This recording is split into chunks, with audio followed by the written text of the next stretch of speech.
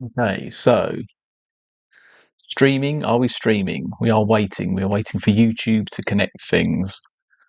Okay, so this is going to be another art talk stream. We've got a little bit of my own artwork up on the screen at the moment. So this is like an old time lapse-ish type thing. I've only sped it up by like 1.5 times. Just showing the process of me working on the basically beginning part of the shadows. So this is how I start all the colouring work. I lay the flat tones, stick some shadows over the top, and then I start getting to work on rendering those. And yeah, that's just a little bit of something for the background while I'm waiting to get into this. So as always, being an artist most of the time involves not doing art. So what you've got on screen before you is not what typically an art career looks like. Like an art career mostly is just trying to get work or dealing with the admin side of things. And by admin, I mean basically all the tasks that aren't art. So that could be marketing and managing finances, or figuring out just how you're going to facilitate orders, if orders are a thing. For me personally, I sell art prints, t-shirts, stickers, large scale canvases. I have some print on demand sites that basically pay royalties when they sell products that contain my artwork. The sort of products they sell are either things like mugs and hats, clothing, things like that, household items, phone cases. But at the minute, as of 2005, times are tough. Did I say 2005? It's 2025. God, I wish it was 2005. But yeah, 2025, times are tough. I'm noticing just the whole landscape of being an artist is tougher, perhaps, than it has ever been. Which I find quite interesting, because there's so many people that want to become artists. I think there's so many people that dream of the job, and quitting their regular 9 to 5. And well, is it possible? Can people do that these days, especially when things are tough? So for me, as always, I've been working part-time professionally, doing the whole art thing for over 20 years now. And I say part-time because, I've had to do other things to supplement my income. Uh, I was on a goal to make it full time, and one of the things I realised was that I would need to do this. I would need to basically get myself online. I would need to show my face, show that I'm a human being. So I'm of the opinion now, basically, that due to the rise of AI, among other things, competition is really tough, and in order to compete with algorithms, you have to just at least show your humanity. So I think I can't any longer rely on a faceless social media channel, a faceless sort of social media stream, things like that. So I have to put myself out there, and as always, that's just difficult. It's difficult when you're not the sort of person that's ever wanted to be front facing in front of the camera. So you've got to do what you can. It's tough times.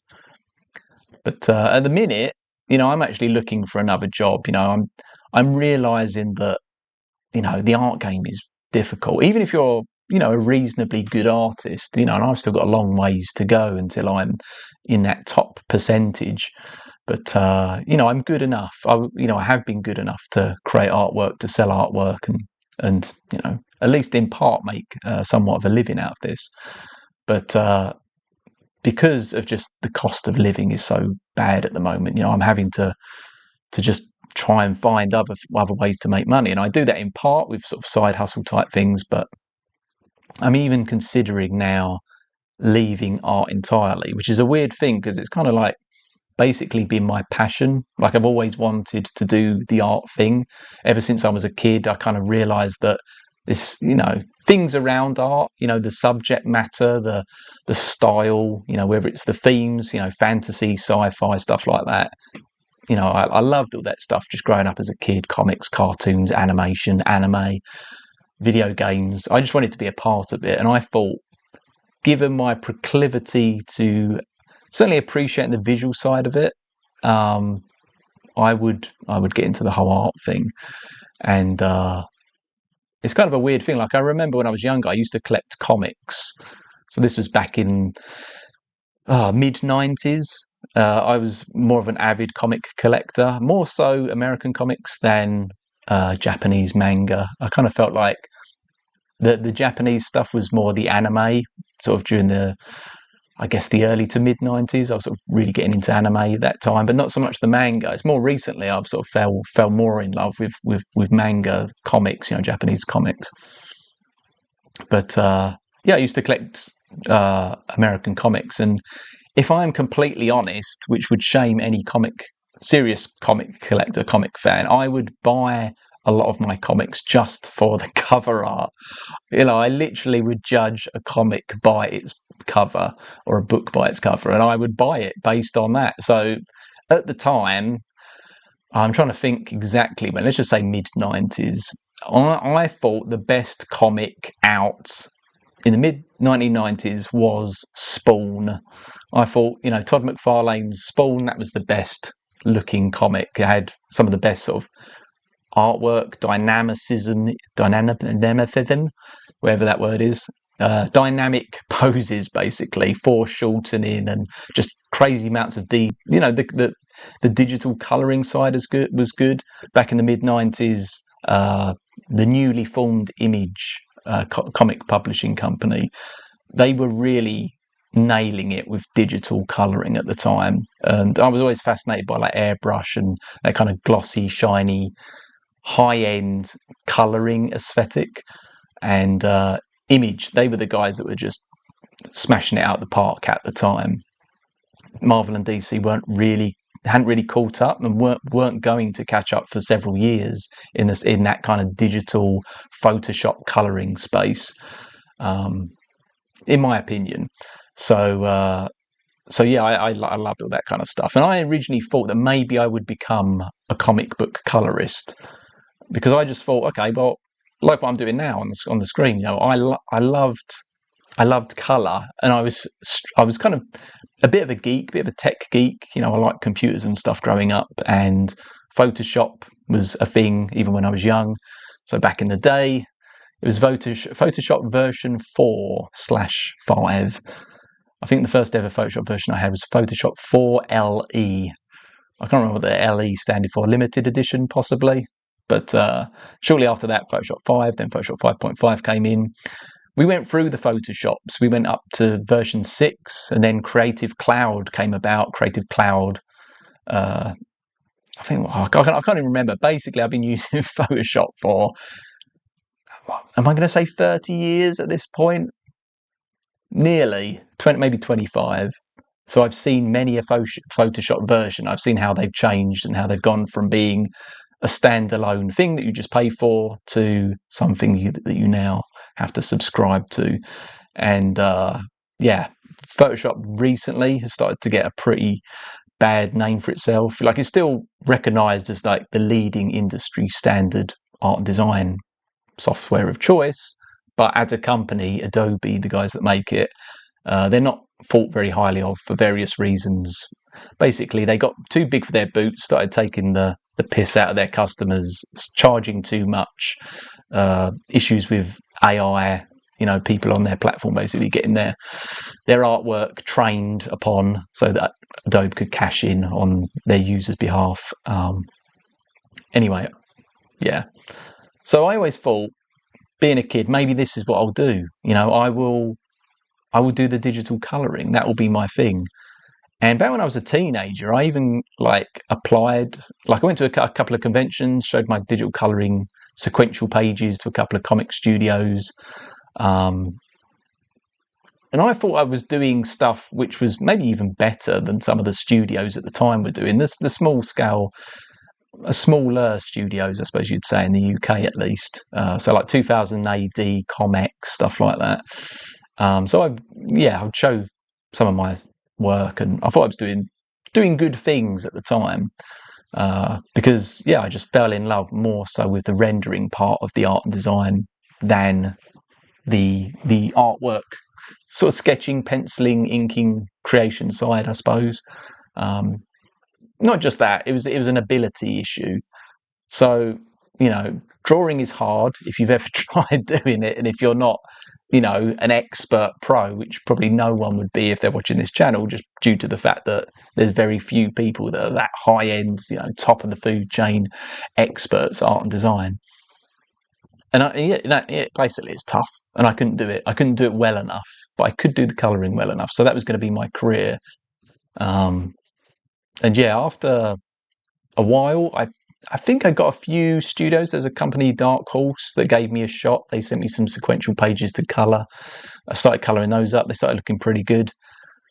But they gave me, it was a comic called Spy Boy, and another one called, I think it was The Angel, Buffy the Vampire Slayer. It was the Angel spin-off series. So they said, basically, colour this and come back to us. So I did a sequential page from Angel. I did a sequential page from Spy Boy, maybe two, a pin-up cover from Spy Boy. And I realised I was going way too much in detail with all this kind of stuff. Like, the standard of finish that I was producing was in some ways better than their current artists were producing. But it kind of dawned on me that I wouldn't be able to finish as many pages as was required in sufficient enough time. Like, it was taking me a couple of days to finish colouring a sequential page, and I just thought, can't be done, because you're supposed to do 1 to 2 pages per day. That was their requirement. So basically that fell through. But yeah, I ended up creating my own artwork and going on to sort of be an artist in my own right. And now I'm trying to figure out, is there anything I can do? Can I maybe find one last way to, is there one potential chance for me to make it before I have to find another job and do something else? And I'm really on that cusp now, after 25 years of kind of imagining, at least in my mind, that I would be an artist and I would always be an artist, in some capacity. So I don't know what's happening with the future. I can't really say. I can't even say what's happening with the YouTube channel that I'm putting out there right now. It's tough times at the moment.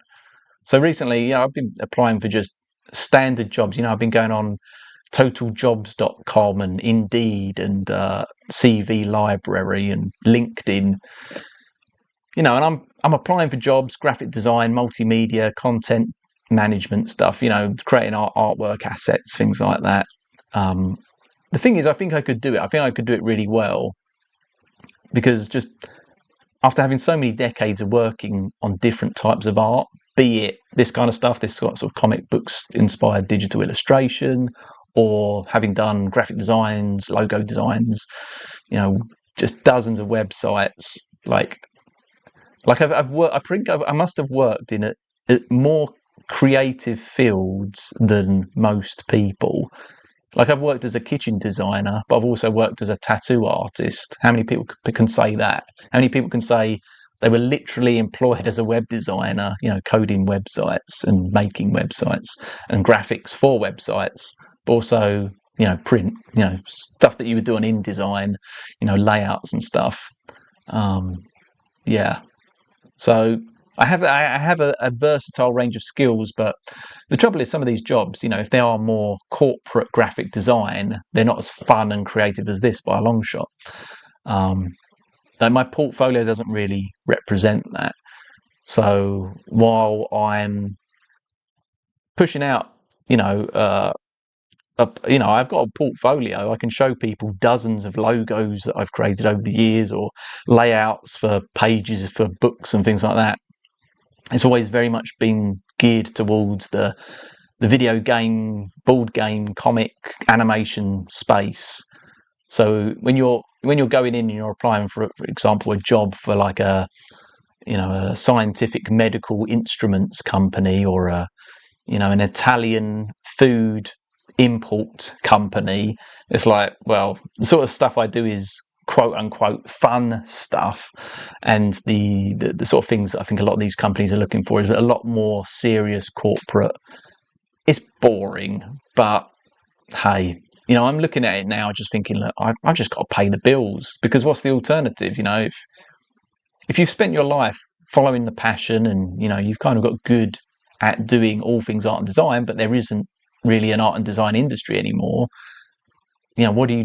Do you try and just find something more adjacent to the things that you're used to, so that you can kind of go in and maybe get paid at least an average you know salary, but or do you just do something different? um, so I've got a degree. I've got a BA honours degree. I finished basically at the top of my class, maybe with one or two others getting a first class. I'm not saying that to brag. I'm just saying that I have this degree, but unfortunately, what can I do with it? Is it going to actually, is it worth anything now? Sort of 20 years on, having, it was about 20 years. Yeah, but probably about 20 years. Like, I think I got it in the early 2000s, maybe about probably graduated about 2005 or something. So, like, is that worth anything? And even like when I did graduate, at the time I was also working part time as a web designer for a fitness company. We were doing like web applications and web fitness websites, things like that, everything around health and fitness. And I was doing mostly visual front end web design, HTML, stuff like that. And yeah, so I was doing all that stuff, and I did my degree and stuff, but that was 20 years ago. 20 years ago, it's a long time. It's a long time so far as technology and technological progress goes. So I'm just wondering now, if I'm to apply for more jobs, I mean, I am applying for more jobs, but in order to actually get a job and be able to do, a 2025 graphic design job or web design job, like, are my skills relevant? Are the things that I learnt in uni 20 years ago even relevant today? I don't know. I don't know what the answer to that is. Some of it will be, some of it won't be. I was developing websites and web designs back in the web 1.0 era. I was literally innovating web design before there were sort of established standards to the degree that there is now during the web 2.0 era going on 3.0. And yeah, there was a lot of innovation that happened during that time, but they're like I say, there's standards now. There's formulas that you follow. I think the bar in general has raised. Like, I think now in 2025, now is the time where aesthetics in general, like, it's the best it's ever been. Whether it's the design of a device like a phone, an iPhone, that's an amazing looking bit of kit compared to how phones used to look. Or whether it's a TV, you think of the old fashioned, black and white TVs that were as thick and deep as they were wide or high. Like, yeah, everything's got a lot more sleeker and a lot more well designed in general. Yeah, cars, cars, houses, architecture, characters in video games, you name it, everything just looks the best that it has ever looked. Particularly since I was watching some old historical footage from like the late 1960s today, because sometimes I'm interested to see how people used to live back in the past and the recent past as well. Like, yeah, learning about cavemen or Neanderthal type, or the Roman Empire, the Egyptian Empire. That's fascinating, but equally fascinating is just how people used to live, say, 50 years ago. And back then, you could see that things just didn't look nice. Like, the design of products, the design of architecture was not great. And there's still bad examples of design even today. There was good and bad design examples back then, but I do feel like the standard across the board for everything aesthetic has changed. And it's another reason why I'm just a bit concerned that the stuff that I was doing back in the day, the standard just isn't going to cut it. But I don't know. Who knows? Maybe it will. Anyway, so this has now gone on a little loop. So how far did we get? This was the basic. So what I would normally do, just coming back to the artwork now, is I would I would do this as a basic guide to show roughly where shadows are going, and then I would use Photoshop and the airbrush tool to basically dictate what was going to happen next. Oh, what is that? Okay, I don't know what that is. But yeah, I wanted to just cover some stuff about what it is to be an artist now. So I saw this video, it popped up, and I just thought, okay, what art sells? So this is someone else on YouTube basically speaking about, you know, the types and subjects and mediums that sell best. And I guess this is going to be in the art world. So I thought what I would do is just check out what other people were saying, because basically we need an edge. Artists like myself, you know, we need to find what other people think sells. I'm going to see if there are any good little bits of advice. Obviously, I've been in the game for a while, so maybe it won't help me, but maybe it will. So I thought I'd watch it, comment on it, you know, see what you think, and we'll go from there. What art sells? What types of art sell the best? And is this something you should even be thinking about when you're creating an artistic piece? That's what we're going to talk about in this video.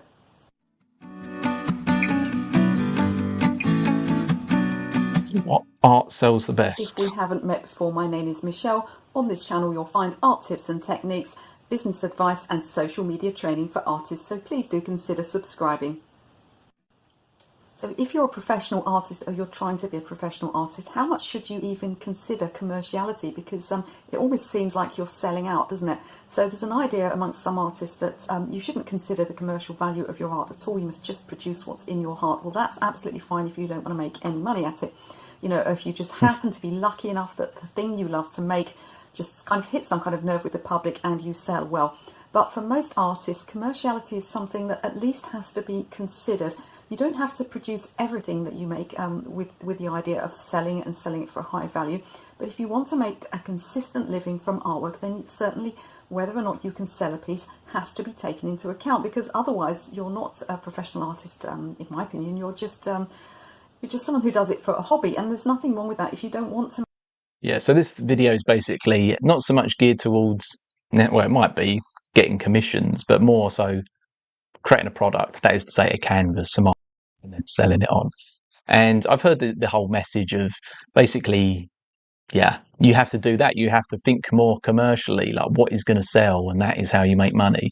And I generally haven't found many people that disagree with that whole idea, unless they are the people that just so happen, like she says, to do the things that also people love. Like if you just happen to really love horses and you create a lot of horse related artwork, then, you know, maybe that's good for you, because horses happen to be like one of the most popular subject matters according to Google Trends. But yeah, let's see what her opinion is on that. Make money from art. If you just want to do the thing you love, there is absolutely nothing wrong with that. But for me, I need to make money from my art, so it's something that I have always considered. And for me, and this is only me personally speaking, for me, I feel some kind of validation if somebody buys my artwork. I feel that I am, you know, a proper artist. So we're going to consider from the point of view of both how to pursue your artwork in a way that makes you happy, and how to balance that with selling work too. So it's a weird thing, because people say, sorry, let me just stop her. So yeah, people say like, don't create artwork, don't post for validation, whether it's on social media or, you know, creating products, you know, or doing for the sole purpose of trying to sell and get a sale, and, you know, it's seeking some kind of external boost or whatever in order to get through the day. But she's just come out and admitted that, yeah, I do it for that reason. I need that little external validation. And, you know, I'm of the opinion that maybe she's right. Maybe that's not a bad thing to, you know, kind of want that, to want other people to validate the artwork that you've produced and show you that you are someone of worth and has the ability to produce something of worth, or something of worth to someone else. It's a weird thing when you can be an artist, you can be a good artist, but perhaps the difference between making money or not is if your subject matter caters for the tastes of people that would potentially buy it, people with money. And you might be in a point where you're creating artwork, you're doing it, you're going through the process day after day, week after week, year after year, And you might come to the conclusion that maybe I'm just shit at this. Maybe I'm not as good as I think I am because no one's buying my artwork and all this kind of stuff. But perhaps you're not as bad as you think you are. Maybe all you need to do is start shifting the theme, the subject matter to something which is more saleable, and then you'll start getting the sales, and then you'll realize that actually, you had the skills or the aptitude, the competence to create artwork that works all along. So certainly in the sort of professional space, or even on a sort of personal level, sometimes perhaps it's not such a bad idea to create artwork for the purpose of selling it and for the purpose of that kind of validation, that evidence that what you've done is good, and not just good enough to get a like on social media, but good enough for people to want to pay hard-earned cash for. Because perhaps that's the difference, perhaps feeling good about yourself and good about the artistic journey through external validation or not, like to get that validation, like that might be the one thing that keeps you doing it. And, if, it might sound shallow, but if that's the difference between people getting, a really cool looking piece of artwork by yours truly and not, then just be shallow. No one loses really. And you can talk about, seeking, personal validation from within and having this inner peace and stuff like that. But at the same time, perhaps there's not anything wrong with knowing that in the world at large, you also have value and you can actually feel good from that whole situation. Well, so there is no doubt that the best-selling subject would be landscapes, and probably semi-abstract or impressionist loose landscapes would sell the best. They're certainly the most loved by gallery owners. That's not Right, so landscapes and impressionist work. So specifically, like when I went on some online galleries, I think there's an online gallery. It's called something like, it might be .com or art gallery or fineart.com, something like that. It's a website that sold art, or maybe it wasn't that. But anyway, I've done a bit of my own market research here, and specifically when it comes to landscapes, beach scenes, sunsets on a beach, very popular, lakes and mountains, forest scenes, the kind of the city scenes, I think there's definitely popularity in that, but it doesn't seem to be as popular. And it might be due to the fact that obviously you can get some cool looking, hot and cold color contrasts with a, water and warm sunset type scene. You can't really get that necessarily with, grey office block buildings, high rise towers and stuff like that. But, it can do well as well. But yeah, I think there's, even within landscapes, there's there's certain things which I think sell or tend to sell well. And the trouble with the sort of more abstract stuff, yeah, it might sell well, but it's a very low barrier bar to entry. So if, let's just say that you were a nobody, you've got no artistic talent, no artistic inclinations or preferences, and you're thinking, right, I want to be an artist. You might think, right, I'm going to be an impressionist. I'm going to be like a Jackson Pollock, just throw a load of shit on a canvas and try and sell it in a gallery because apparently that's what they like. But then, as you know, anyone could do that, and that is why you might be choosing to do that. So how do you stand out creating something that anyone could do? Even the artwork that I had on screen earlier, it's like perhaps not the best comic book video game character illustration in the world. It looked pretty good once it was finished, in my opinion. But even then, other top end artists could do it. Certainly AI could mimic it. What could stand out there? I think that is going to certainly become a key consideration moving on into sort of 2026 and beyond. But just my 2 cents for that. Not to say there isn't a market for very realistic landscapes, particularly local views, but gallery owners are not as keen on them. Now, don't be thinking that it's the be-all and end-all is getting in a gallery, because there are significant downsides to selling in galleries as well as significant upsides. Now, I'm not going to make this video about Whether or not you should sell in galleries, I will do a whole nother video on that, and will tell you all the plus points of selling in a gallery and all the negatives of selling in a gallery. But certainly for Funny, like sometimes I watch these videos, it just reminds me of stuff that I've learned that I had forgotten. When it comes to like selling artwork in galleries, there's this little thing that I've noticed in a few videos with people that do sell in galleries, people that don't. Like, I've never in my life heard anyone who has either exhibited in a gallery or knows anyone who has exhibited within a gallery say that they regret exhibiting with a gallery in a gallery. So whether there's pros or cons, is almost irrelevant. It's just certainly at the end of the day, like, who cares if the gallery keeps 50, 60% of the revenue generated by the sale of your artwork? If it's the difference between selling a £5,000, $10,000 canvas and just not, okay, well, just pay me half for that and I'll happily, walk away and be able to like pay the rent, pay the bills.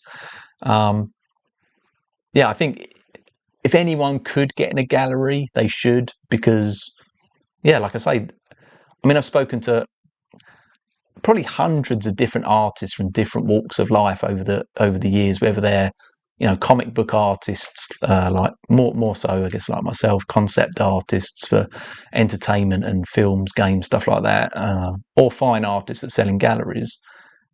Just never heard anyone say that galleries are bad, other than the fact that you got to pay a ridiculous amount of commission, or split the cost. But gallery owners, it's just they how it love is. those kind of loose, semi-impressionistic landscapes, and they always sell well. So what else sells well? Abstracts sell well, but possibly only in very modern areas and cities. Dogs, very popular subject. Dogs, horses, they always sell well too. Nudes sell There you quite go, well. horses. Something you have to consider if you're going to be a life painter, if you're going to paint lots of nudes, is that there are some places that will not display them. I'm talking about places like cafes where artists might sell work. I have myself come against this, and when I've been displaying other artists, and I know other artists that have had problems with public spaces that do not want to display nudes. It's rather silly, but there it is. Some people find nudes offensive, some types of religions find nudes offensive, and some people are worried about... What's more, if you're trying to post your artwork on Instagram, this happened to another artist friend of mine. He posted a nude. So I can't remember if he was this was going back like 15 years. We had art studios in the same block. I think it was a painting rather than a photograph, but it might have been a collage or something. I can't remember. It was a nude regardless. His account was all artistic, art-based stuff. He posted a nude. It wasn't anything worse than you would see in a museum, that kind of thing. Boob, a bit of side boob or whatever. And I think he got his whole account suspended on Instagram for doing that. He certainly got the artwork taken down, but I think he got either a suspension or a ban for having done that, because I remember him telling me about it. This guy was also a hairdresser, so basically I think I worked on a logo for his website or something, and he used to cut my hair in exchange. But yeah, nudes are a weird one. But yeah, it depends on where you're selling, because if it's directly to a private buyer, from what I've heard, sexual stuff, nudes. Well, nudes, they're thinking artistic nudes, but erotic art, sexual stuff seems to do pretty damn well with in the hands of sort of private collectors and people that just want their weird fetishes actualized by artists. So children seeing them, it doesn't matter if you think that's valid or not valid. It's just it's just a thing. You'll have no trouble selling nudes, displaying nudes in proper galleries, but it's something to consider if you want to branch out and sell artwork in other venues such as cafes that they don't always accept nudes. Now, another thing that sells really well is wildlife.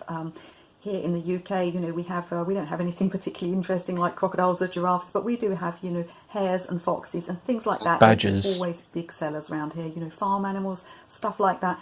So wildlife is a really good seller, and sometimes you even find... I don't know why, but there's certain animals that seem to go in and out of fashion when it comes to art. Now, I think it was probably about 15 years ago, pug pug dogs became really fashionable, and then it kind of all just died off.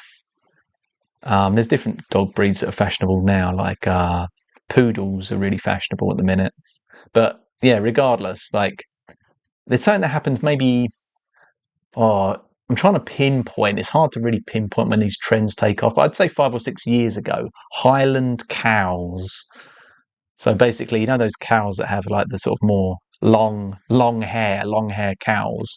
They, for some reason, got really popular, so far as a subject matter for like painting and drawing and stuff goes.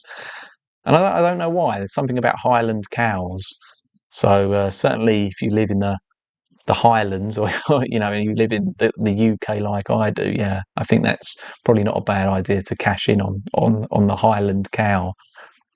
I don't get it. I don't get the Highland cow. I don't get why anyone likes cows.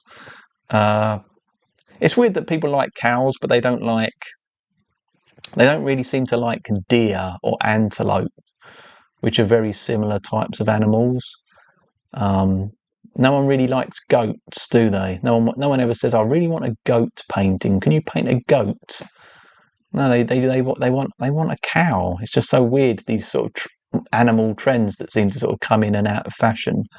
Um, I don't know why it happens. I just observe it, and I wonder where she's getting her information from. Like, is she just observing it as well, or is she like, I don't know. Galleries that specialise in one type of thing. We've got a gallery locally that specialises in wildlife pictures, and we've got another gallery that specialises in sea pictures. So you can find galleries or art societies that specialise in particular things. If you, for instance, only like to paint very tiny, you might want to join a miniaturist society and exhibit with them, and people know what they're getting when they go along. Same with things like botanical art, not particularly loved by galleries, but there certainly is a market for it. So if you're a landscape painter, you might do well in galleries. If you like painting things like houses and horses and dogs and portraits, then you might do well as a commission artist. So what about mediums? Which mediums sell well? Now, if you're a craftsperson, you really want to look at upping your skill level if you haven't already done so. So there's lots of people selling crafts and it's very competitive. So you could sell beads that you've strung together, but what about if you made the glass beads yourself? So you always want to be looking at getting those next level skills, you know, the silversmithing, the wood carving, the hand dyeing of the fabric before you make it into something. So anywhere that you can up your skill level and make things really sort of really special and really handmade, that's going to serve you well, and it will set you aside from all the people that are just selling assembled crafts and strung together jewellery and knitted toys. People sell assembled crafts. Do people just mass buy plastic or glass beads and actually manage to make a career doing? I mean, I suppose you can make a career doing anything if your marketing is strong enough, but it always seems a bit weird. It's like, well, of course, that's more of a hobby project, surely. No. So regarding sculpture, you want to be looking at things like animals and nudes and figures. These always sell well, and they're natural subjects for sculpture anyway, so if you're a sculptor, you're probably not going to have too much trouble making your work saleable.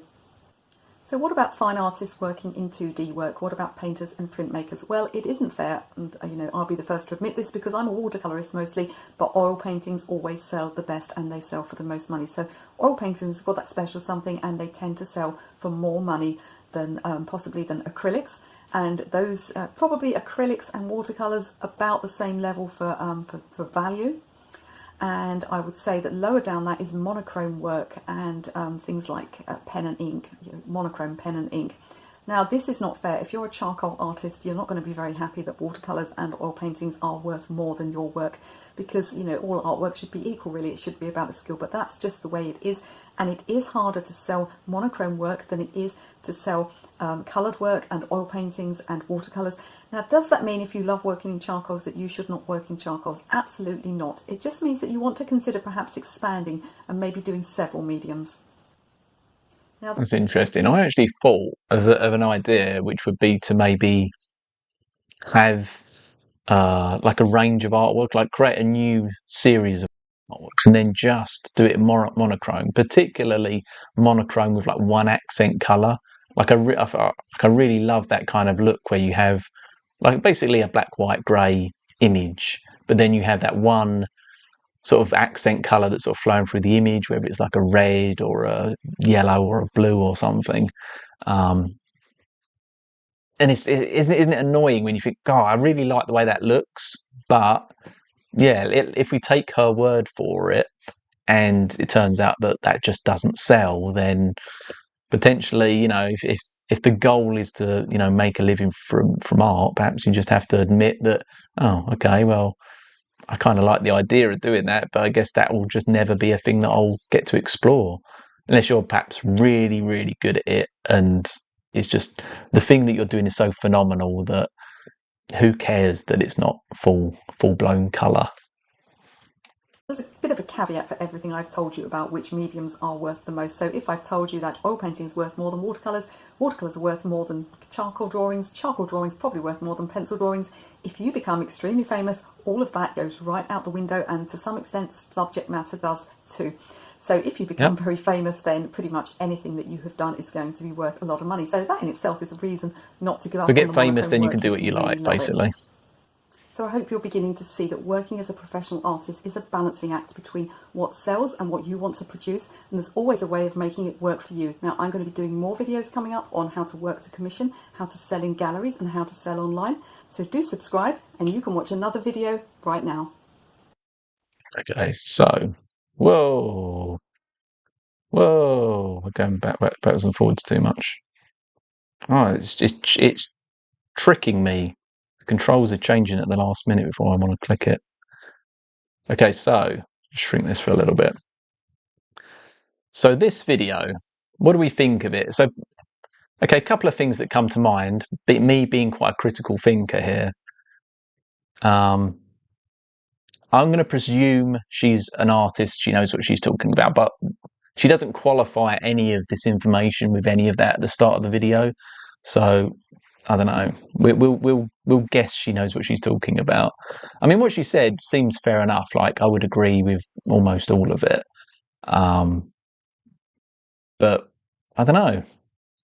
How do we know anything that was said here wasn't just some rando's personal opinion? The only thing I guess we got to go by is the fact that she has nearly 200,000 subscribers, and this particular video got nearly 60,000 views, albeit 6 years ago.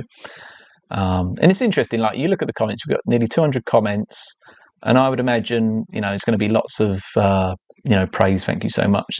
This is great. Great advice. Now, what she said, like I say, I don't disagree with it. I do have a few minor issues with the idea of it being, what would I say? Like, it's good, but so far as like, if you're a nobody and you want to start an art career, and you sort of think as a percentage to go from not knowing really what I'm doing to being a full-time professional artist, this isn't even going to get you 1% of the way there, really, I don't think, for various reasons I might come back to in a minute. So yeah, this person, I'm leaving my hellhole job soon, moving to start my career as an artist, but postponed it for almost 40 years, taking care of everyone and everything. So now or never. Well done, this person, for taking care of everyone. Good. Glad you're putting yourself first at last. 40 years though, God, that the art scene has changed a hell of a lot in 40 years. Life has changed a lot in 40 years. In 20 years, since the advent of the internet, the entire commercial art landscape has completely changed. So this person was probably thinking about being an artist back before social media existed, before the internet existed, before there were online galleries and websites like I was talking about earlier that I sell my artwork through on a royalty basis. So I can sell my artwork on a phone case or a mug, and I get a little kickback on that each time it sells. These print on demand type sites, but I guess it's just a good sort of starting point. 8-minute video worth years of experience. would make us artists' life so much easier. Wow. So this one's saying watercolors sell most in the galleries. Yeah, I mean it's going to depend on like location, I think. But yeah, it's I don't know these videos. It's like there's some good little tidbit sort of generalization bits of advice, but I don't know. I don't know if it's enough. Like for me, let's just say okay. So what have we learned? uh, what we've learned that if we like landscapes or impressionistic artwork, then we want to try and get ourselves in a gallery somehow, despite the fact that galleries typically only represent literally a handful, maybe a dozen different artists at any one time, and there's hundreds of thousands, no doubt, of artists that would love to be in a gallery. And if we like animals, should we I guess we would do focus more on pet portraits potentially. But yeah, it's like, and if you had to choose one, like if I had to choose one, what would I do? I'm not sure. And what would make the most money? Like, could you make a better living from selling in an art gallery? Or would you actually do better taking on commissions of people's animals, portraits of animals, perhaps? So who knows? Oh, we've got Artistic James. Hello, James.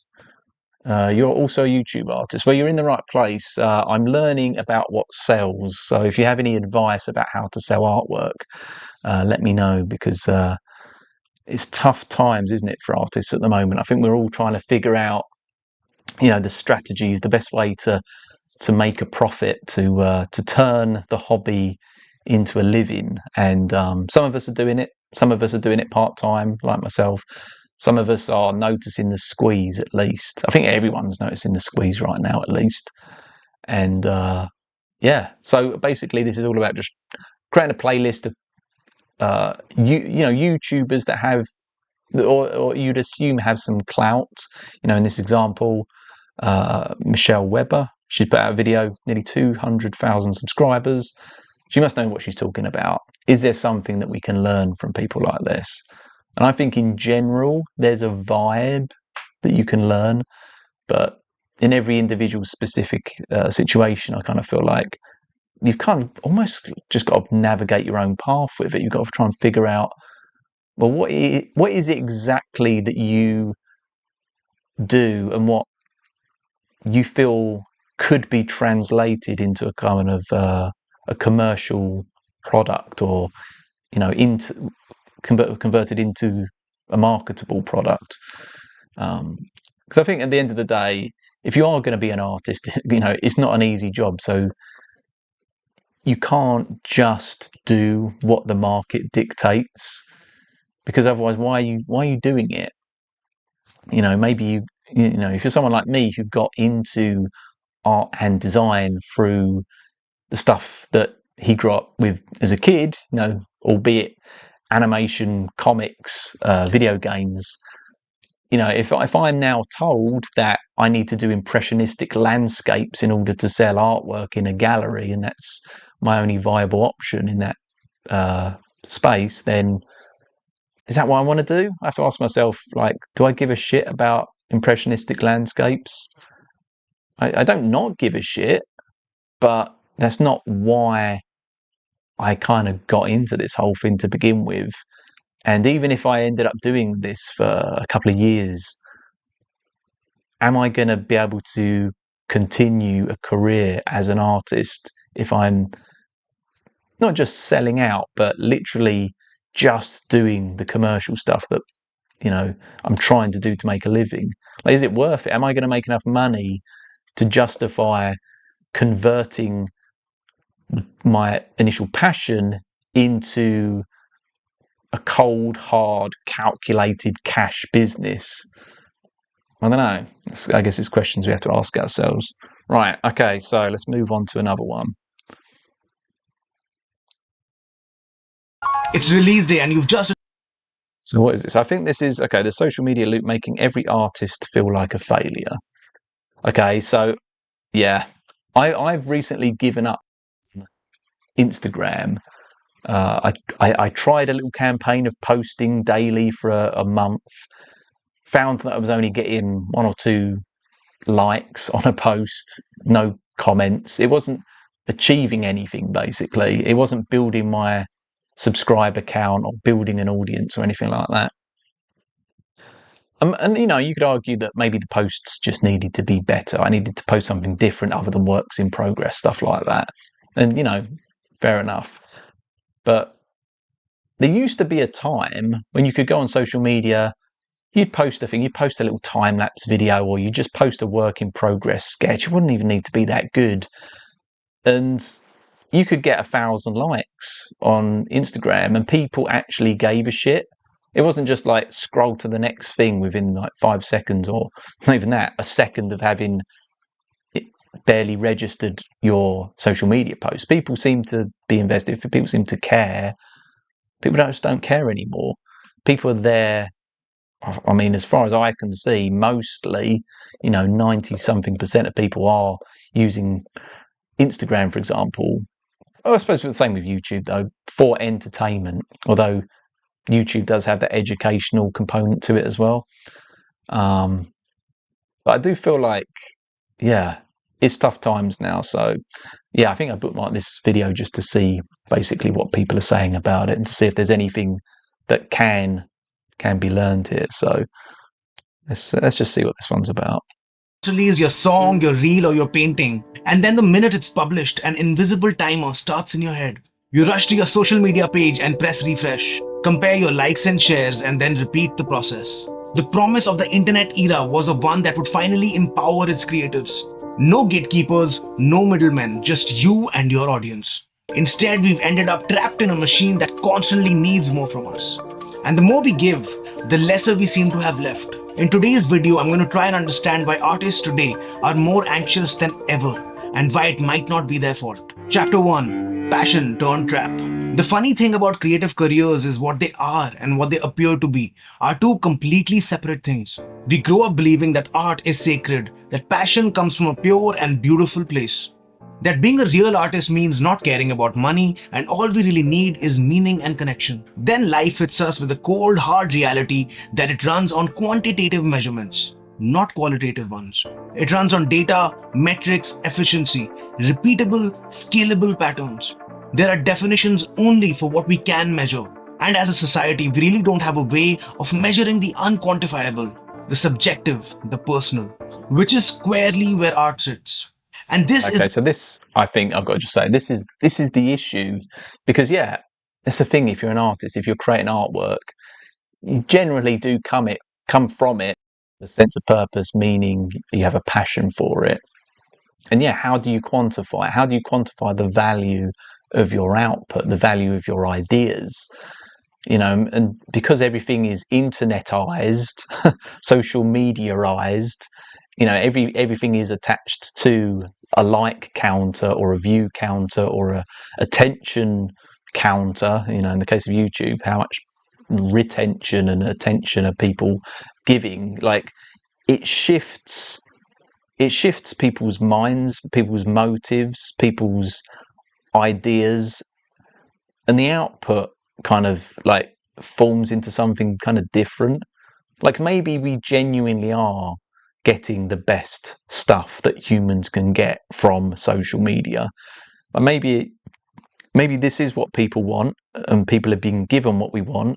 And to measure one's attention and to measure the amount of likes or engagement on a platform, maybe that is the best way to do it. It don't seem like a bad way to do it, but I feel like there is something that's being lost here. I feel like there is, like, what happens when you just go away? You just go away into a room, you go off and create something, you bring it into the world, and it just no one sees it. It doesn't get any attention. Even if 1 or 2 people even notice it on a social media platform, they scroll straight past it as quick as they can, because no one else has liked it, no one else has commented on it, no one else has viewed it. Why should they be the first to give it any attention if the world hasn't? If that post doesn't have any social proof, if it hasn't been validated by an existing audience, when our attention is so precious, when there's a billion things that people could look at any one time, why are they going to look at your little thing that you've gone away and created?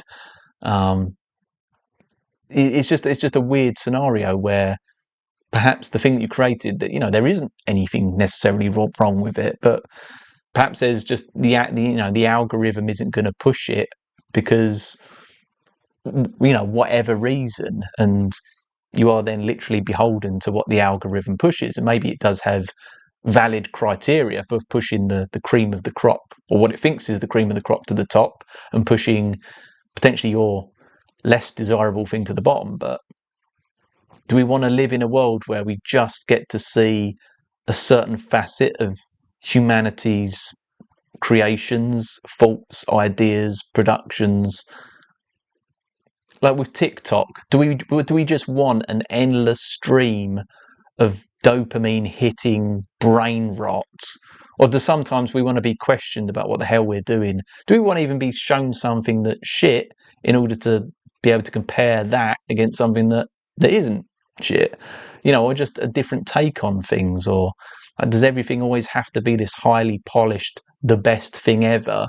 Or does the power of attention have to reside in a minority of marketing gurus' hands?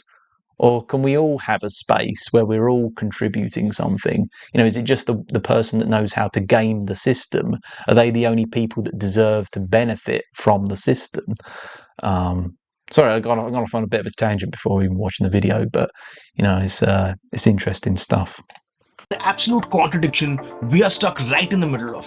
Society romanticizes the everything for art ethos, and because we're a part of society, so do we. And then unwittingly, we end up being exploited. Throughout our artistic journey, we are told to do it for the opportunity, to do it for the exposure, to do it because it's meaningful. And we do, over and over again. And we never quite seem to balance how much we give versus how much we get. Because honestly, we care about our work. It's our dream job. Anything to get it out there, right? Passion becomes a perfect form of cheap labor and you're exploited over and over again. So you try and turn the tides in your favor. You wake up and try to charge fairly. Then you're told you've sold out. If you protect your time, you're difficult. To be seen as your authentic self, you have to pretend like money doesn't matter and the lights keep themselves on automatically. And this is the double-sided trap that most of us artists and creative professionals find ourselves in. We end up living two realities. One part of us that creates purely for love, and the other part which is constantly posting, pitching, and packaging ourselves to just stay visible. That split between what you feel and what you have to perform is where I think the anxiety starts. Artists are asked to be two people at once, one for the heart, one for the kitchen, and rarely do they overlap. Chapter 2, Performing for the Machine. The promise. One for the kitchen, I guess. Yeah, making money. But yeah, okay. This is the problem, isn't it? I don't think most artists want to be marketing salespeople. And there is something. It takes a certain type of person to, almost like a narcissist or a psychopath, to want to put themselves front and center of everyone and everything else. But that's what you got to do with social media. Certainly as an artist, you need to constantly post the things that you've done, and you need to, show it in the best possible light, and almost to make it into something that's better than it is. This idea of packaging your art, that's a marketing thing. You want an artist in an ideal world would just want someone else that's not them to come along and sell your work for you. But the kind of modern day world, social media wise, that we live in, we can't afford that. We can't afford to pay a marketing team to market our artwork or whatever for us. So we have to do it. We have to be the one to big ourselves up, to promote our artwork and to make it out to be this amazing thing that you should buy. But yeah, I can see why that would cause people stress. It causes me stress or anxiety in this case, because I don't want to be doing it. I don't want to be telling the world how great I am. Maybe I don't even think I'm amazing. Maybe because if you're really realistic, you're not the best person in the world at doing the thing that you do. You're not. the multi-billionaire that's happens to be in the same field as you is the best person doing it. You wouldn't even be on social media if you were the best person doing it, and you would have a marketing team, that'd be doing all this stuff for you. So you kind of know deep down that your product is good, and to you it has a shit ton of meaning, and maybe comparatively to anything else you've ever done, the thing that you're putting out onto social media, in the present is just so much better than the stuff that you did in the past. You do want to kind of show it off. You do want to kind of seek some sort of validation or document having put something up there to some degree. But the selling of it, the bigging it up like it is the best thing ever, I think this can be really difficult. And I think certainly some cultures deal with this better than others. Me, if you haven't noticed with my accent, I'm from the UK. I'm an Englishman. English people don't like to blow their own horn to basically we're quite a self-deprecating society in general, and I'm very much part of that. And I kind of like that. I like the fact that we keep ourselves quite modest and humble, and we don't try and show off. But when it comes to the internet, it's a completely different ball game, and you have to sell yourself if you want to gain any kind of attention. And if you want to sell your artwork, you need that attention. So it puts you in a very difficult position. Of the internet was freedom, but the platforms that promised freedom became cages dressed up as opportunity. Social media is built on comparison, and now you're competing with everybody. Every time you open it, you see someone's highlight reel, the festival they just played, the gallery opening they were at, and your brain slowly starts keeping score. Over the last few years, vanity metrics have seemingly started to represent our self-worth, and the companies know it, which is why your likes, comments, shares, monthly listeners are all kept visible, to constantly keep you on edge and to constantly keep you posting. You tell yourself that you're just promoting your work, but slowly, in the irony of all ironies, the promotion starts to become your work. Slowly you start noticing that creating for the feed actually rewards you more with likes, follows and shares. So you start creating for it rather than yourself. Shorter, louder, and just when you think you figured this whole social media thing out, the rules change. Your reach drops, your engagement dies, your self-worth drops again, and you're praying to an invisible algorithm god.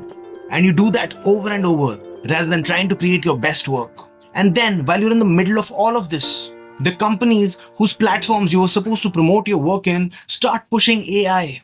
So now you're not only competing with humans, you're also competing with artificial intelligence. This is the point when I think our anxiety jumped from psychological to existential. Goldman Sachs recently released a report that a quarter of all creative tasks can now be automated. And while I take anything that banks say with a grain of salt, life suddenly started feeling like this was true. Like all the odds are stacked against you. It was already a steep slope, but suddenly it started feeling vertical. Suddenly, artists all over the world are sitting and wondering, what is the point of human creativity at all? Possibly the most beautiful part about being human. And yet, even after knowing all of this, we don't stop. We keep running. We create our work and also record the performance of creating our work. Real fun stuff. Chapter 3. Seen by everyone, known by... To sort of bookmark that point as well, yeah. What do you do? What do you do with AI? Especially when you can game the system, already you've got rhythms that determine what is best. What is the best video? What is the best picture? What is the best piece of writing? What is the best music? We can all determine it with these, digital data nodes and these points on the graph that basically, show us what people like. YouTube is the perfect example. Like, if it can get attention, if it can keep you on the platform, it is the best. Obviously, YouTube has an incentive to get users watching its stuff, and it has more potential time to show users its ads and stuff like that. It's just, and now you have AI that can just do it all, and you just think, where is this going? What am I doing?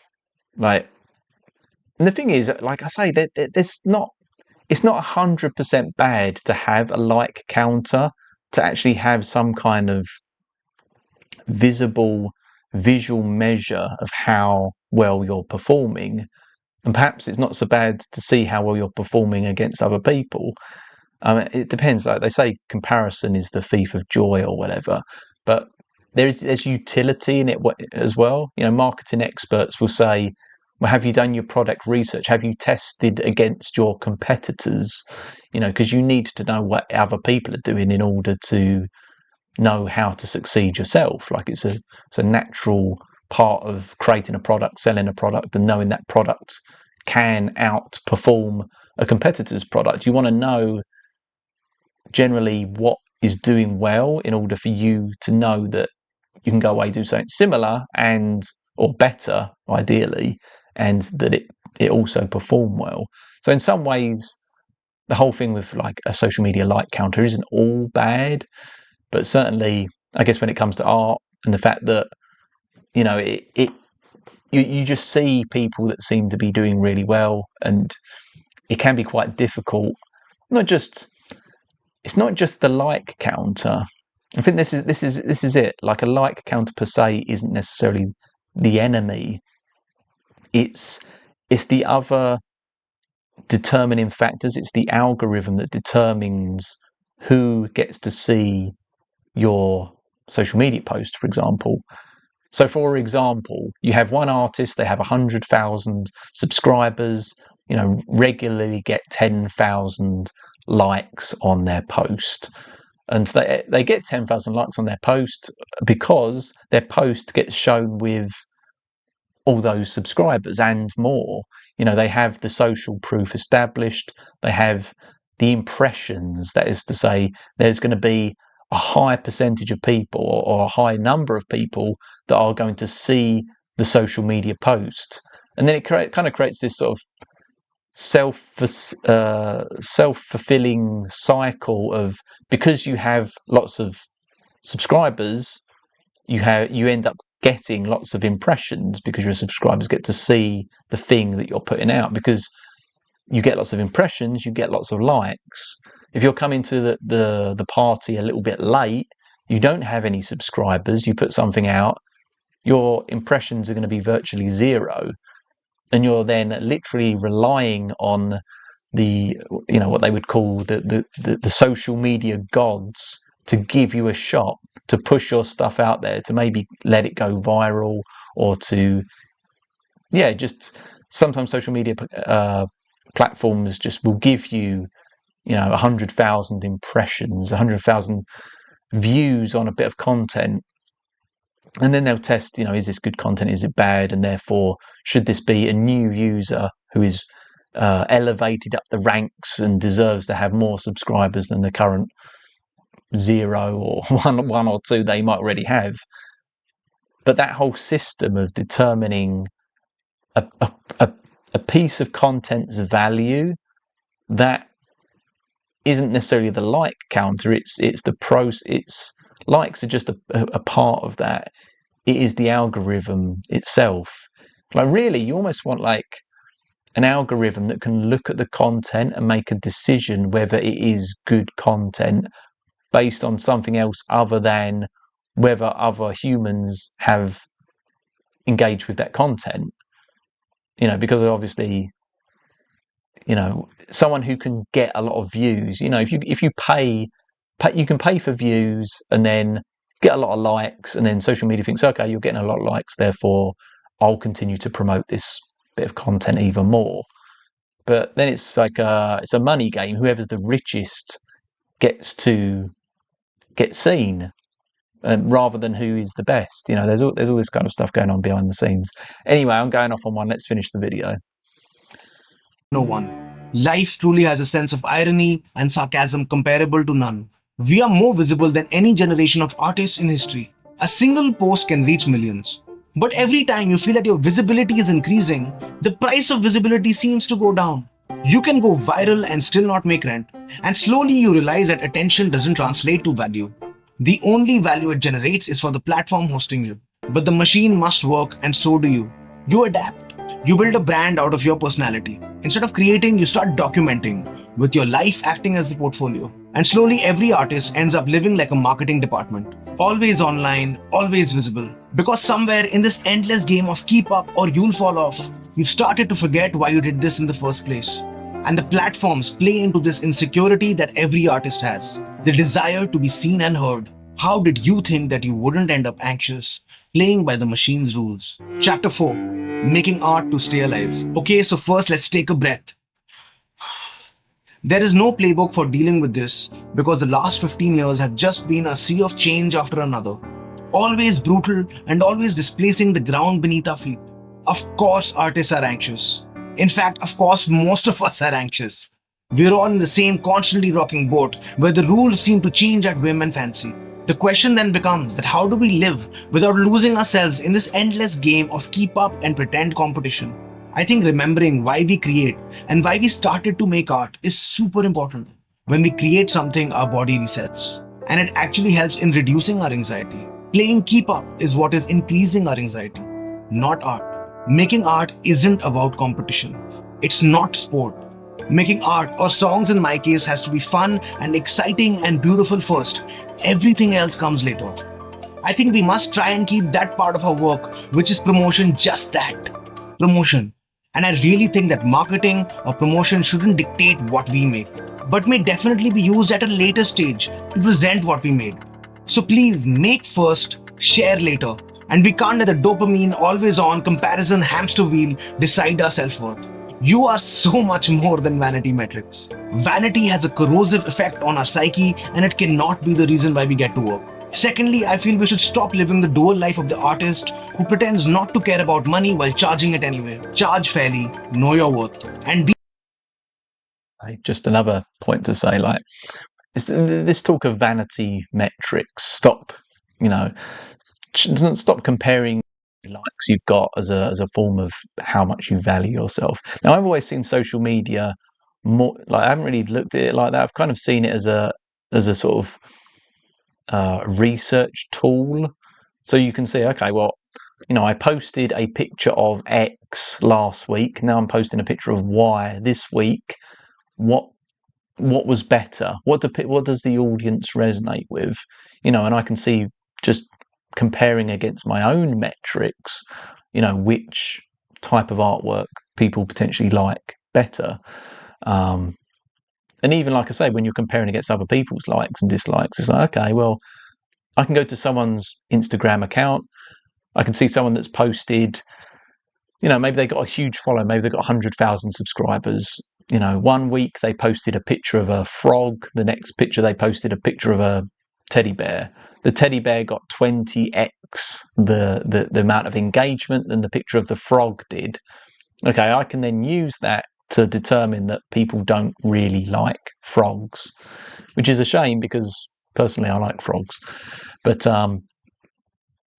yeah, I don't know. I've always seen it as a way to measure rather than a way to validate my self-esteem. But like I was saying earlier, the trouble comes when you realise you're not playing a fair game. You're playing a rigged game. It's not an equal playing field. You have some people that get to start ahead. If they started their social media account 2 years prior to when you did, perhaps they built a following before 2025, and you could argue that now is the hardest time to build a following because everyone wants a slice of the pie now. Just go back a few years or 10 years or whenever. Not everyone was on the internet. Like, not everyone really knew how to use it or saw the value in it, or people were slowly getting rich off the internet, but it wasn't really seen as a valid way necessarily, or the only way in some fields to make money. But now it is. What do you do when you're just literally beholden to whether or not YouTube or Instagram or TikTok is going to show your content to anyone? So, like, take this live stream. Okay, so this isn't a polished live stream. Like, I'm using this crappy little web camera here. It's not great. I know it's not great. I'm too poor to afford anything better. But I would imagine that there's at least one little nugget of wisdom that I could impart here, which would get you further ahead in at least understanding the realities of life or being an artist or whatever than certainly some of the videos that I've either watched today or on previous days that have a shit ton of views, but perhaps don't say anything groundbreaking. I mean, this particular video far better than the last, in my opinion. Let's just see out of interest. Okay, so this guy. Okay, so this video. I mean, it's quite recent, only 8 days, 3.5 thousand views. The last one was 6 years old and had tens of thousands of views. I think, if I remember rightly. But yeah, it's like I think there are some people that perhaps deserve to do better. I think perhaps, if I'm honest, this is going to sound really fucking stuck up, and I apologise for how bad this is about to sound, but I feel like I should do a bit better than I'm currently doing. So on YouTube, for example, I don't have 1,000 followers. I'm not monetized. I don't have 40,000 hours of watch time or something. About 10% of that. I've put out 100 videos. The quality, like I say, the camera quality, potentially not that great. My presenting prowess, not that great. I'm not a front of house presenter type of character. I'm a background character that's basically doing the art thing and feels like they're forced to now be in front of a camera. But I know some stuff, and maybe it's just stuff I care about. Maybe I don't say things in a very tactful way or an inspirational way or a charismatic way. But I can definitely drop some truth bombs. I can definitely think about things on a detailed level that I think other people potentially haven't thought about, or maybe they have. I don't know. I'm not saying I deserve to have a million subscribers and each of my videos have 1 million views. I'm not saying that, but I'm at the bottom rankings of YouTube, and I'm in the F tier bracket. Let's just bump me up to the D or the C tier at least. Let's get me having 1,000 views per video, something like that. But because that's not happening, it's a really weird thing to say. Like I say, it sounds very entitled, but I'm at a point now where I'm convinced, and I spoke to some other people about this, so it's not just me that thinks this. I'm convinced that there's a limiter, there's a plateau that is reached, and there would be nothing that I could do, whether I added more B-roll to my videos, if I talked about a different subject matter. I honestly feel like there's nothing really I could do to boost my viewership to a level where I'd kind of feel like that's more like what I potentially deserve, at least deserve, given the amount of effort that's been put in.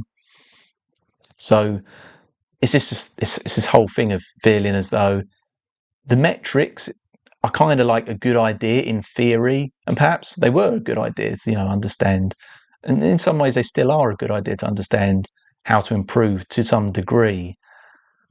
But there's been, okay, let me be more specific. So take a metric like click-through rate, the amount of people that see a video that I'll put up on YouTube and then go on to click it. That's basically judging the title and the thumbnail and how much people think, oh, okay, that sounds interesting. I mean, it's kind of a complicated thing. People with a higher subscriber count people with higher subscriber counts tend to have higher click-through rates. You can have as much as 10%, click-through rate if you have a good loyal amount of subscribers that like, and you produce consistent content that your subscribers like. For everyone else, you might only get 1%. If you don't really put much effort into a video, you might get 0 point something or 1%, 1.5% click-through rate for every 100 people that watch, or that get presented, at least, that get an impression of your video pop up on their news feed. So I went away, I adjusted thumbnails and titles and things like that on my YouTube videos, and it worked. I ended up getting much higher click-through rates. At the same time, I started adding a little bit of extra sort of B-roll and tried to script my videos a little bit more. I felt my videos generally had improved a lot compared to the ones I'd put out a year ago. But view-wise, we're still, the last few videos, we're in double digits. If I produce a video and I go away and I make it 300% better or 500% better, and I even have the metrics to show it. If my click-through rate goes from 1% click-through rate to 5% or 8%, in some cases, it's showing that this is stuff worthy of clicking on. Maybe people stick with it, their retention is higher. But it just, for whatever reason, YouTube still refuses to give it more impressions on the homepages and things like that. And anyway, like I'm trying to say this stuff without just sounding like I'm putting out crap, but think I deserve more, even though what I'm putting out is crap. I kind of just feel like I'm putting out at least something that's half decent, if not fully decent. And I kind of feel like I would appreciate a half decent amount of attention regarding those views. I could be completely delusional. I'm willing to admit that could be a thing, but I just want to put this argument forward that it doesn't necessarily mean like doing better, making a better product these days, at least, something I've noticed, doesn't translate to more attention or better, more subscribers and growth, I guess, in general. I always wanted to believe that we lived in a very fair and meritocratic system where everyone had equal opportunity, everyone had a shot, and like this guy, his video's got 3,500 views after 8 days. Yeah, I think that's fair. I think that is fair. If he had 30,000 views after 8 days, that would be fair as well. If he only had 50 views on this video, I think that would be unfair, And I just want everyone to get their fair shot, whether it's other people or me, and it's not some kind of weird narcissistic thing where I feel like I deserve more attention than anyone else. I don't know if I've kind of got that point across. I just feel like there's just something going on where we're perhaps we're engaging in a system that we don't even know is rigged, and we don't really know what the rules of the game are. And there are people that at least half realize the game of the rules and are kind of able to exploit the rules. But if you're not that, then you get an unfair disadvantage. And anyway, long story short, I can understand why this guy put out a video saying this is why us artists are anxious due to social media. So be fair while dealing with people on the outside as well as the voice inside. Don't overinflate your ego, but don't let people walk over you either. We have to find a middle ground. Just know your worth and stand by it. And lastly, I feel go deeper and purer in what can't be replicated, which is that's basically what I was trying to say for the last 5-10 minutes. I was trying to describe that I had at least some degree of, and I feel like I should be rewarded for that in some way. But like I say, could be delusional. I'm willing to admit that, but I need more evidence. I need less people telling me, no, you're completely right. I've had people say to me, when I criticize something and say this isn't fair, this isn't right, I'm not receiving the amount of views or attention I feel I deserve. I'm getting more people agree with me than shoot me down and say I'm wanting too much too soon. So you just, it is what it is, I guess. Your story, your life experience have made you unreplicatable. And I think lean into it if you can. It may be the key to remembering who we are and why we do this in the first place. If you watched for so long, thank you so much. And please leave a comment and let me know how do you deal with this form of existential anxiety. As a musician myself, I love sharing my songs with you, and here's a song I made recently that I'm really proud of. And I'm excited to share that I'm coming out with new music very soon. And if you prefer more of these talking head style of videos, here is another video which I think you might like. It's interesting. I watched this because I didn't know what this video was going to be about. I didn't know it was going to be by someone who produces music. But I've said and thought before, like, what are musicians doing now that AI exists? Because musicians, I think, have probably the hardest time. I think if you rank artists, musicians, and writers, I think musicians probably have the hardest time because you can't, at a glance, check out a song. You have to be invested in a song for probably at least 30 seconds.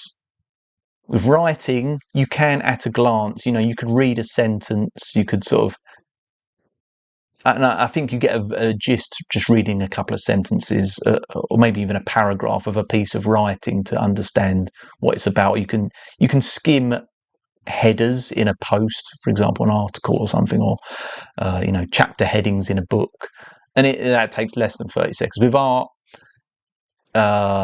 you don't need as long a time for people to assess whether you have something worth checking out.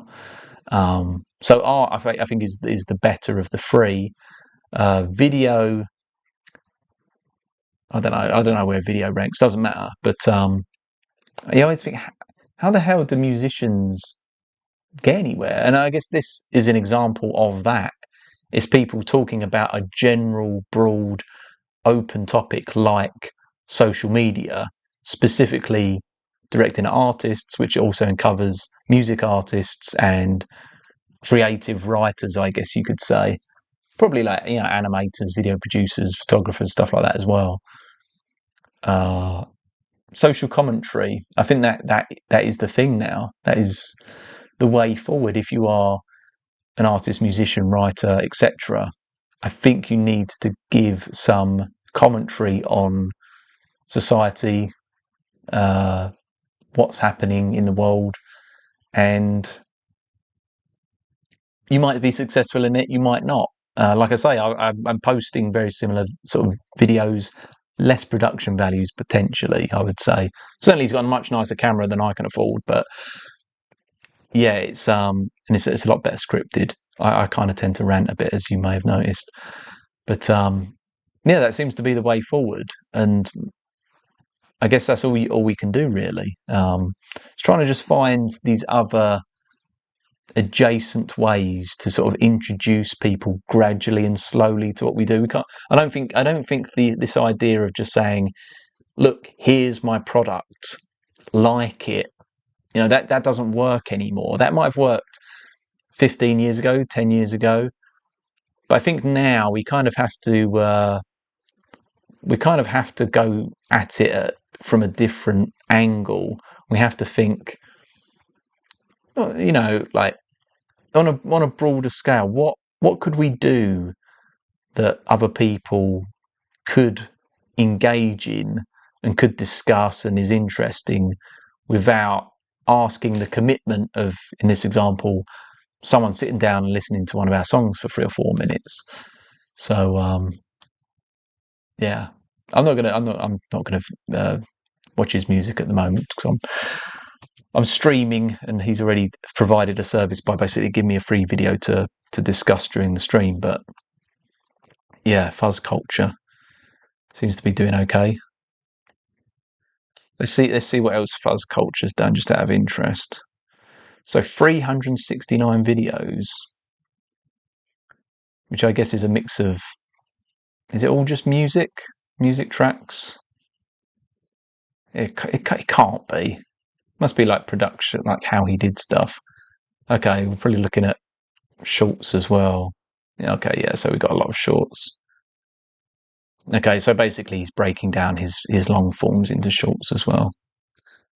Because I always think it's funny how they used to say, when it came to YouTube, for example, look, it's a tough game. You just got to create 25 videos. I know it's a lot, but if you can create about 25 videos, you'll then start to gain some traction, gain some gain, subscriber counts and an audience, and then the goalposts moved, and then they said, no, you've got to create 100 videos.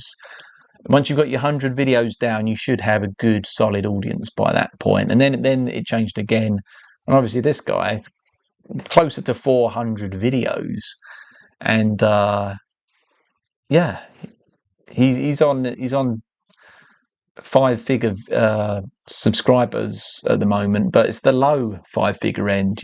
He's closer to 10,000 than 99.9 thousand. So yeah, that's just what it takes, I think, these days to do well with social media. It's a tough game, tough with the art, tough with social media, but there's stuff. I think there's just so much stuff to be learned on the internet. Sometimes it's quite general. Sometimes you get those kind of very direct bits of advice, or sometimes it's just certain things click. Sometimes as well, like the reason I watch some of these videos is because I might have watched a video where someone describes a phenomena that I'm very familiar with, or that someone else had said previously, and it helps to kind of validate that idea or remind me that idea exists. It's like, oh yeah, okay, I sort of forgot that, because unless you're putting in the things that you're watching on YouTube, it might take constant sort of rewatches or rereads or whatever in order for it to finally start to sink in, so that you then do go ahead and take action on these things. Anyway, right, so if you watch this video, want to appreciate you for joining me. I know it's an impromptu thing. I don't really have a scheduled time for these, but yeah, hopefully you got something out of it. Hopefully there's something learned, and hopefully as well, I will see you in a future video. So until then, I'm going to say goodbye, and like I say,